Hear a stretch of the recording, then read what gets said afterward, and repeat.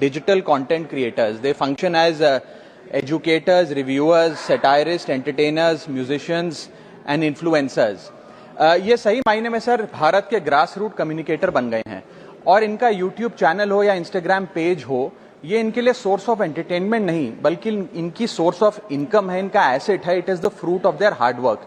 But एक चीज से ये सब परेशान हैं और उस मुद्दे को आज मैं सदन में उठाना चाहूंगा. That is the issue of fair use and arbitrary copyright strikes by digital platforms.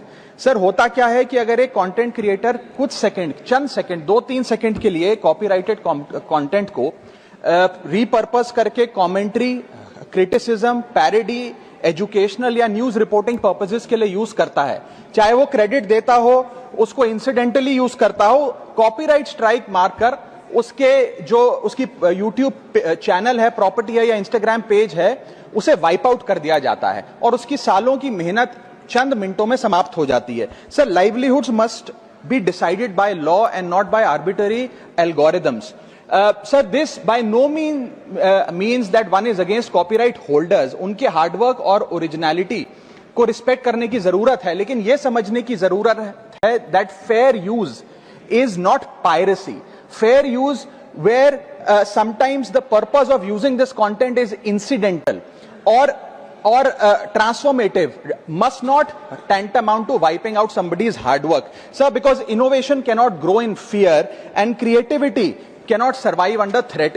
India का कॉपीराइट एक्ट सर 1957 में बना. एक ऐसे दौर में बना जब ना इंटरनेट था, ना कंप्यूटर थे, ना डिजिटल कंटेंट क्रिएटर्स थे, ना यूट्यूब, इंस्टाग्राम था. And this act lakhs the very definition of digital creators.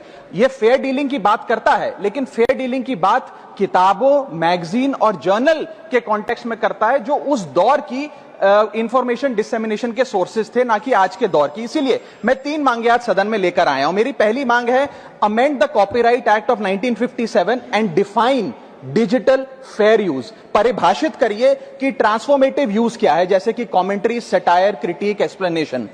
Define करिए कि इंसिडेंटल यूज क्या होता है, कि अगर बैकग्राउंड में ऑडियो विजुअल चंद सेकंड्स के लिए चले तो वो इंसिडेंटल यूज है या पूरे कंटेंट को वो वाइप आउट करें. Proportionate use, educational use, public interest use and non commercial use की परिभाषा देने की आज आवश्यकता है. दूसरी मेरी मांग है sir, bring in the proportionality doctrine in copyright enforcement.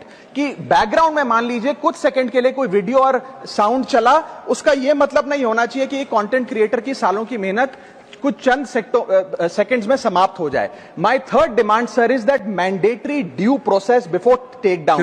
किसी का भी